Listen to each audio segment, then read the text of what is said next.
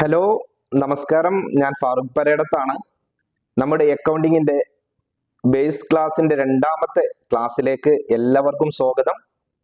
നമ്മുടെ കഴിഞ്ഞ ക്ലാസിന്റെ കണ്ടിന്യൂഷൻ ആണ് ഈ ക്ലാസ്. അതുകൊണ്ട് തന്നെ കഴിഞ്ഞ ക്ലാസ് കാണാത്തവർ ആ ക്ലാസ് കാണാൻ ശ്രമിക്കുക. അതുപോലെ തന്നെ എൻ്റെ വീഡിയോ ആദ്യമായിട്ടാണ് നിങ്ങൾ കാണുന്നതെങ്കിൽ എൻ്റെ ചാനൽ സബ്സ്ക്രൈബ് ചെയ്യുക. ഇഷ്ടപ്പെട്ടാൽ കൂട്ടുകാർക്ക് കൂടി ഷെയർ ചെയ്ത് കൊടുക്കുക. നിങ്ങളുടെ വിലപ്പെട്ട അഭിപ്രായങ്ങളും സംശയങ്ങളും കമൻ്റായിട്ട് രേഖപ്പെടുത്തുക. നമുക്ക് ക്ലാസ്സിലേക്ക് കടക്കാം. കഴിഞ്ഞ ക്ലാസ്സിൽ നമ്മൾ 3 ടൈപ്പ് ബിസിനസ് പറഞ്ഞു. അതുപോലെ തന്നെ അസറ്റിനെ കുറിച്ച് നമ്മൾ ക്ലാസ് എടുത്തു.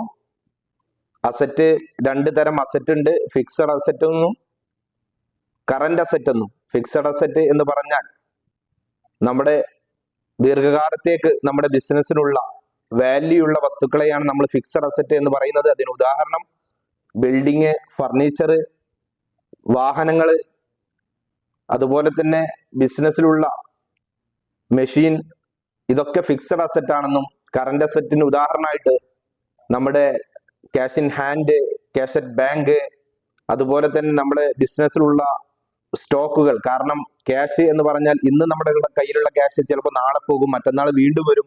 അപ്പൊ ക്യാഷ് അങ്ങോട്ടും ഇങ്ങോട്ടും പോവുകയും വരികയും ചെയ്യുന്ന ഒരു അസറ്റാണ്. അതുകൊണ്ട് തന്നെ ഈ 1 വർഷത്തിന് താഴെ ഉള്ള അസറ്റുകളൊക്കെയാണ് നമ്മൾ കറന്റ് അസറ്റ് എന്ന് പറയുന്നത്. അപ്പോൾ നിങ്ങളൊക്കെ ഈ കറന്റ് അസറ്റും ഫിക്സഡ് അസറ്റും നന്നായിട്ട് മനസ്സിലാക്കി എന്ന് ഞാൻ വിചാരിക്കുന്നു. ഇന്ന് നമുക്ക് പറയാനുള്ളത് ലാബിലിറ്റിയെ കുറിച്ചാണ്. ഒരു ബിസിനസിന്റെ ബാധ്യതകളെയാണ് നമ്മൾ ലാബിലിറ്റി എന്ന് പറയുന്നത്. ഒരു ബിസിനസ്സിൽ ഒരുപാട് ബാധ്യതകൾ ഉണ്ടാവും. ഇപ്പൊ ഉദാഹരണത്തിന് നമ്മളൊരു ബിസിനസ് തുടങ്ങാൻ വേണ്ടി ബിസിനസിന്റെ പേര് നമ്മളൊരു ലോൺ എടുക്കുന്നു, ബാങ്കിൽ നിന്ന് ഒരു ലോൺ എടുക്കുന്നു. അത് ബിസിനസിനെ സംബന്ധിച്ചിടത്തോളം ഒരു ബാധ്യതയാണ്, ഒരു ലാബിലിറ്റിയാണ്. കാരണം നമ്മൾ തിരിച്ചു കൊടുക്കേണ്ടതാണ്. അതുപോലെ തന്നെ നമ്മൾ ഒരു പുതിയ സ്ഥാപനം തുടങ്ങുന്ന സമയത്ത് നമ്മുടെ കയ്യിൽ ക്യാഷ് ഇല്ലാതാവുമ്പോൾ നമ്മൾ ആ ബിസിനസ്സിലേക്ക് നമ്മൾ വിൽക്കാൻ വേണ്ടി ഗുഡ്സ് നമ്മൾ സപ്ലയേഴ്സിന്റെ അടുത്ത് നിന്ന് കടത്തിന് വാങ്ങുന്നു. നമ്മൾ ഒരു മാസമോ 2 മാസമോ നമ്മൾ ക്രെഡിറ്റ് പീരീഡ് പറഞ്ഞ് നമ്മൾ സാധനങ്ങൾ വാങ്ങുമ്പോൾ നമ്മൾ ആ സപ്ലയേഴ്സിന് ക്യാഷ് തിരിച്ചു കൊടുക്കേണ്ടതാണ്. അതുകൊണ്ട് തന്നെ അതും നമ്മളെ ബിസിനസ്സിനെ സംബന്ധിച്ചിടത്തോളം ഒരു ലാബിലിറ്റിയാണ്. ബിസിനസ്സിൽ അവരെ പറയുന്ന പേര് ക്രെഡിറ്റേഴ്സ് എന്നാണ്. ക്രെഡിറ്റേഴ്സും നമ്മളെ ബിസിനസ്സിനെ സംബന്ധിച്ചിടത്തോളം ഒരു ലാബിലിറ്റിയാണ്. അപ്പൊ ലാബിലിറ്റി എന്ന് പറഞ്ഞാൽ ബിസിനസ് ആർക്കൊക്കെ ക്യാഷ് കൊടുക്കാനുണ്ടോ അവരെ വിളിക്കുന്നതാ. ആർക്കൊക്കെ നമ്മൾ ബിസിനസ് ക്യാഷ് കൊടുക്കാനുണ്ടോ അതൊക്കെയാണ് നമ്മളെ ബിസിനസ്സിനെ സംബന്ധിച്ചിടത്തോളം ഒരു ലാബിലിറ്റി എന്ന് പറയുന്നത്. അപ്പൊ നമ്മൾ അസറ്റ് പറഞ്ഞു, ലാബിലിറ്റി പറഞ്ഞു. ഇനി ഇൻകത്തിനെ കുറിച്ച് ഞാൻ പറയുന്നു. ഇൻകം എന്ന് പറഞ്ഞാൽ വരുമാനം. നമ്മുടെ ബിസിനസ്സിന് ക്യാഷ് ആയിട്ടോ ചെക്കായിട്ടോ എന്തൊക്കെ വരുന്നുണ്ടോ അതൊക്കെ നമ്മുടെ ഒരു ഇൻകമാണ്. ഉദാഹരണത്തിന് നമ്മളൊരു സെയിൽ ചെയ്യുന്നു. നമ്മളൊരു ട്രേഡിംഗ് ബിസിനസ് ആണ്. നമ്മൾ സാധനങ്ങൾ പർച്ചേസ് ചെയ്തു, അതേ സാധനം തന്നെ നമ്മൾ കസ്റ്റമറിന് സെയിൽ ചെയ്യുന്നു. സെയിൽ ചെയ്യുമ്പോൾ നമ്മുടെ ബിസിനസ്സിലേക്ക് ക്യാഷ് വരുന്നു. നമ്മളെ ബിസിനസ്സിനെ സംബന്ധിച്ചിടത്തോളം അതൊരു ഇൻകമാണ്. അതുപോലെ തന്നെ നമ്മൾ ഒരു ബിസിനസിന്റെ ഒരു റൂമുണ്ട്, നമ്മൾ റെന്റിന് കൊടുക്കുന്നു, പുറത്ത് റെന്റിന് കൊടുക്കുക. അപ്പൊ അവിടെ നിന്ന് നമുക്ക് ക്യാഷ് റെന്റ് ആയിട്ട് ക്യാഷ് കിട്ടുന്നു. അത് ബിസിനസ്സിനെ സംബന്ധിച്ചിടത്തോളം ഒരു ഇൻകമാണ്. അതുപോലെ തന്നെ നമുക്ക് ബിസിനസ്സിലേക്ക് കമ്മീഷൻ കിട്ടുന്നു. ഇതൊക്കെ ബിസിനസ്സിനെ സംബന്ധിച്ചിടത്തോളം ഒരു ഇൻകമാണ്. അപ്പൊ ബിസിനസ്സിലേക്ക് ക്യാഷ് ആയിട്ടോ ചെക്കായിട്ടോ എന്തൊക്കെ വരുന്നുണ്ടോ അതിനെ നമ്മൾ ഇൻകം എന്ന് പറയുന്നു.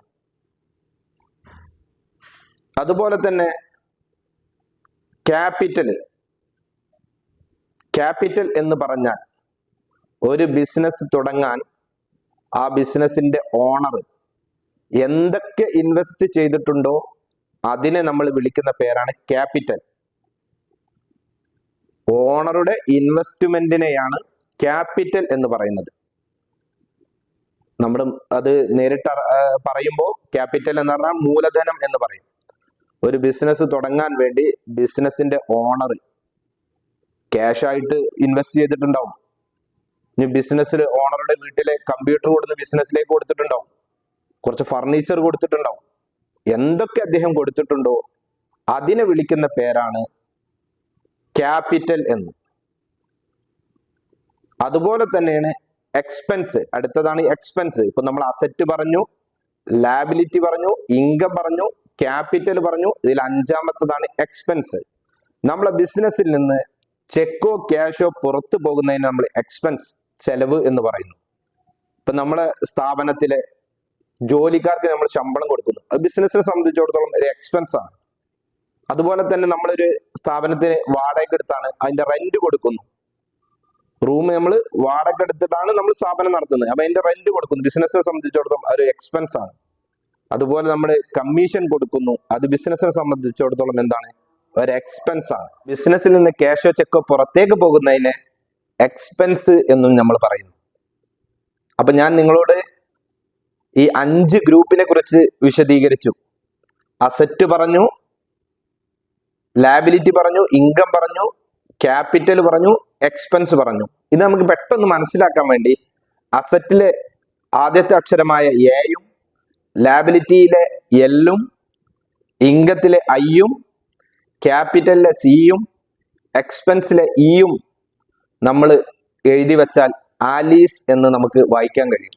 ഈ ആലീസ് നമ്മൾ നന്നായിട്ട് മനസ്സിലാക്കണം. ഇത് മനസ്സിലാക്കിയാലേ നമുക്ക് ഒരു ട്രാൻസാക്ഷൻ കിട്ടിയാൽ അതിൽ നിന്ന് ജേണൽ ചെയ്യുന്നുണ്ട്, നമ്മൾ ജേണലൈസ് ചെയ്യും. അപ്പൊ ജേണൽ എൻട്രി ചെയ്യുമ്പോൾ നമുക്ക് ഡെബിറ്റും ക്രെഡിറ്റും കണ്ടുപിടിക്കാനൊക്കെ ഈ 5 ഗ്രൂപ്പ് നിർബന്ധമായിട്ടും നമ്മൾ മനസ്സിലാക്കിയിരിക്കണം. അപ്പൊ നിങ്ങൾ നന്നായിട്ട് ഞാൻ ഈ പറഞ്ഞ 5 ഗ്രൂപ്പും നന്നായിട്ട് മനസ്സിലാക്കിയിട്ട് തുടർന്നുള്ള നമ്മുടെ വീഡിയോ കാണാൻ ശ്രമിക്കുക. കഴിഞ്ഞ വീഡിയോ കാണാത്തവർ നിർബന്ധമായിട്ടും അത് കാണുക. അത് കണ്ടതിന് ശേഷം ഈ വീഡിയോ കാണുക. അടുത്ത വീഡിയോയിൽ നമുക്ക് ഇതിന്റെ കണ്ടിന്യൂഷൻ ആയിട്ട് മുന്നോട്ട് പോകാം.